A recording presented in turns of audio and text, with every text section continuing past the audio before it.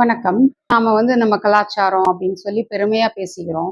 சில அரசியல்வாதிகள், கவுண்டர்கள், முக்கியமா கவுண்டர்கள் இவங்கலாம் ரொம்ப கம்ப்ளைண்ட் பண்றது என்னன்னா, அமெரிக்கால இருந்து டவுசர் ஆளுங்க. வெறும் டவுசர மட்டும் தான் அங்க போட்டுட்டு திரிவாங்க. இங்க வந்ததுக்கு அப்புறம் வேட்டி கட்டணும், நம்ம கலாச்சாரம் அப்படின்னு சொல்லி ஏதோ ஒரு கல்யாணத்துக்கு ஒரே ஒரு கல்யாணத்துக்கு ஒரு வேட்டிய வாங்கி கட்டுறதுக்கு, கட்டிட்டு அதுவும் சில சமயம் வெல்க்ரோ வேட்டி வேற. இத வாங்கிட்டு போறதுனால இந்த வேட்டி விலையெல்லாம் ஏறி போச்சு. இப்படிதான் ஏத்தி விட்டுட்டு போயிட்டாங்க. எல்லா இடத்துலயும் அப்படிதான் நடக்குது. அவங்களுக்கு கலாச்சாரம்ன்ற பேர்ல சும்மா அமெரிக்கால போய் இந்த பொங்கல் அன்னைக்கும் தீபாவளி அன்னைக்கும் போட்டோ எடுக்கிறதுக்காக 2 தடவை வேட்டியை கட்டிக்குவாங்க.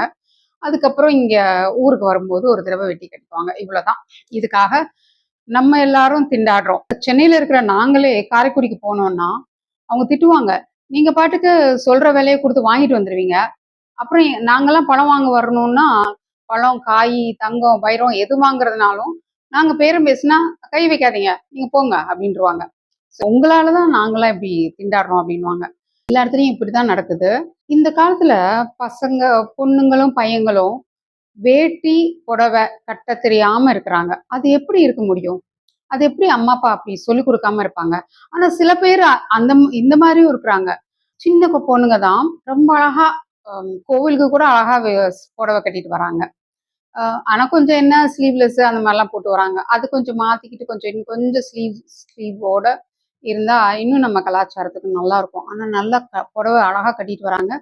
சின்ன பொண்ணுங்க, பொட்டிக் வச்சுக்கிற பொண்ணுங்கெல்லாம் டக்கு டக்குன்னு 2 மினிட்ஸ்ல புடவைய மாத்திட்டு வந்துடுறாங்க. அது எப்படி இவ்வளோ அழகா கட்ட முடியுதுன்னு தெரியல. என்ன ஆண்டி இது பெரிய விஷயமா அப்படின்றாங்க. சில பேருக்கு அந்த ஸ்கர்ட் மாதிரி ஒரு புடவைய கட்டிக்கிட்டு இப்படி சும்மா எடுத்து போடணும். பசங்களுக்கு அந்த வேட்டி வெல்க்ரோ போட்டு ஒரு பாக்கெட் வச்சுக்கணும். ஃபுட்ல இருந்து எல்லாத்தையும் மாத்திட்டாங்க. உடை, உணவு, பழக்கவழக்கம் எல்லாத்தையும் மாத்திட்டாங்க. புடவை, வேட்டி கலாச்சாரத்தை மாத்திக்காம இருக்கணும். நம்ம பாரம்பரியம் ஜப்பான்ல எல்லாம் பாத்தீங்கன்னா கிமோனோ ட்ரெஸ் அவ்வளோ பாரம்பரியமான ட்ரெஸ் தான் எல்லா இடத்துக்கும் போட்டுட்டு போறோம். முக்கியமான இடங்களுக்கு எல்லாம் அவங்க போட்டுட்டு போறாங்க. கொரியாலையும் நிறைய நாடுகள்ல அப்படிதான் இருக்காங்க. நம்ம தான் கலாச்சாரத்தோட ஆரம்பம்.